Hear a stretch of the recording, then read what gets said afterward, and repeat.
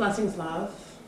And this is my homage to the powerful shift from the sun moving from Capricorn into Aquarius, and also the full moon lunar eclipse in Leo that is mounting to peak overnight tonight into tomorrow morning. This is a rarity in the sense that this is never going to happen again, even though these are annual events. Rarity is for the heart and soul of the beholder of the word rare.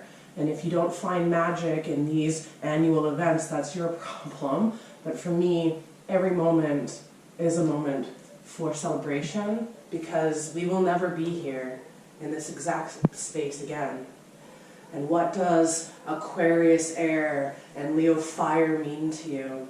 And what does the alchemical transformation of fire and air as it comes together mean to you? You don't have to have Aquarius or Leo in your astrological birth chart in order to be affected by these energies. These energies live within all of us, and there is a movement of energy all the time in the way that you process thought, in the way that we speak, and the energies in motion are the emotions that come into our bodies from seemingly out of nowhere. Where have you come from?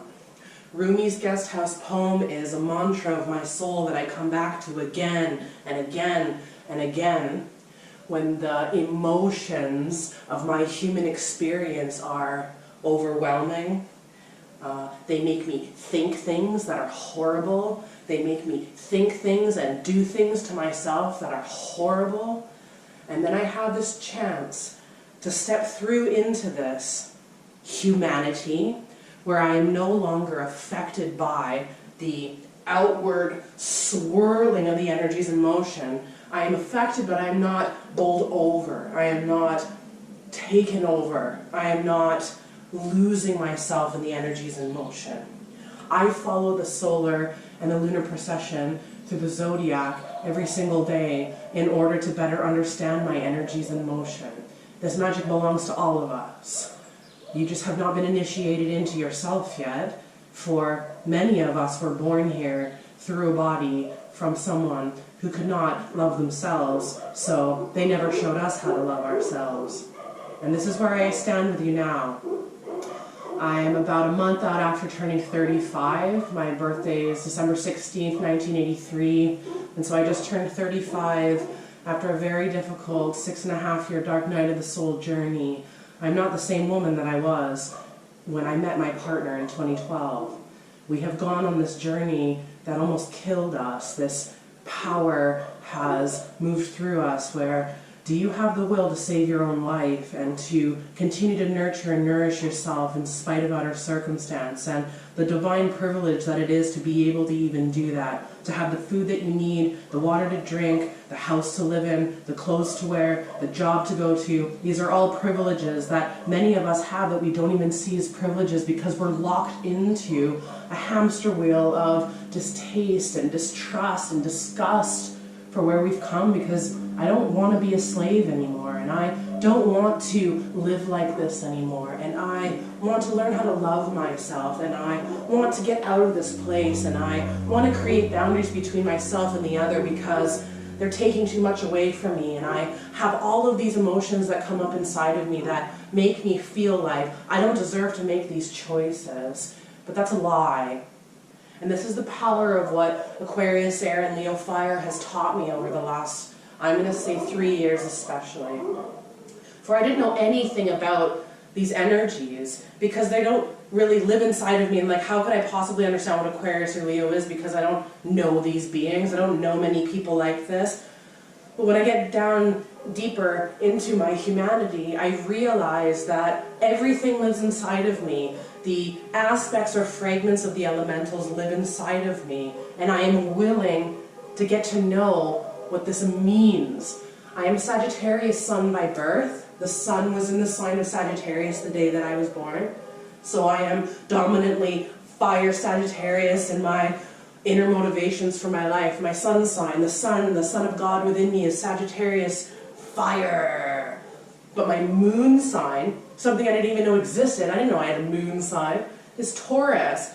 Taurus is this divine earth, this stability, this anchor I call on, this inner feminine that lives within us all, the feminine of nature and not the input of the patriarchy over millennia in our mind of what femininity is, that has created this rigid binary where there are billions of human beings that don't feel like, well, I don't feel like this and I don't feel like this, so where the fuck do I belong? And so we are coming through, swimming through and wading through somebody else's nightmare and realizing that the binary exists in nature and allows for the presentation of all, not you are only this, or there is no space for you. It's fucking bullshit, and we know it because nature allows for the presentation of all. Nature allows for me to have a body that can change and transform. And you don't even realize this, for they stole our connection to nature. They stole our connection from the goddess consciousness, the feminine aspect of God consciousness. They stole our connection to the earth, and they rid our awareness of the indigenous knowledge that has always been here.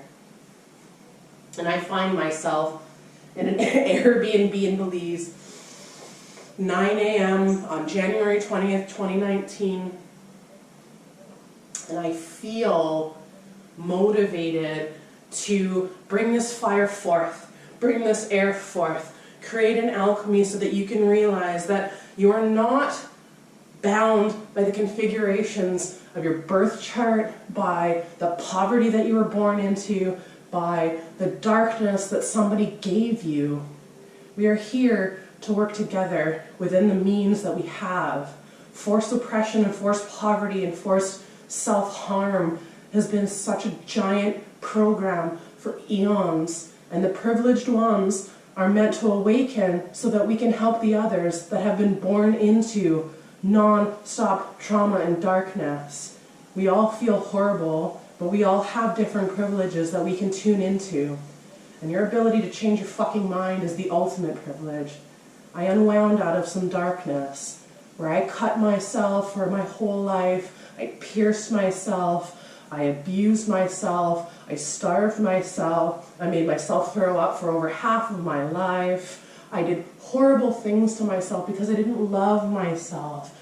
And learning how to love myself has been this journey where I am learning to connect my physical body with love, to no longer look in the mirror and look at my thighs or look at my belly roll or look at my sagging breasts with stretch marks as disgusting. Who the fuck taught me how to hate myself? This is multi-generational brainwashing coming from bodies of women that don't love themselves either, and coming from a body of men who never really were doing anything that they truly desired and never really touched the heart-centered core of who they truly are. And so I do this work to heal the wounds of my parents, my grandparents, and the people that came before me, the reclamation of my own humanity through their grief and their pain and their trauma. Aquarius air, the water bearer, the air sign, the water bearer, the bearer of all the stories and all the emotions and all the divine desires of humanity. We carry this. This is what we do is when we're filled with the Aquarius power, is that I can hold all of this grief and all of these stories without losing sight of what my purpose is here on earth. I bear your story and I use it as fuel to help me transform. Sacred geometry is the zodiac. We live in this powerful sacred geometric circle of a solar system. If you don't believe that, this message isn't for you. But what I have tuned into is the ultimate awareness that we are always leading back into the heart of the One, and that the divine circle, the snake that eats its tail, the Ouroboros of all, is I'm always coming back to the heart of the One. And through the zodiac, I follow the circle every day, every month, every year. The different processions of the planets and the sun and the moon always lead me back to the heart of myself and my grief, my stories, my dreams.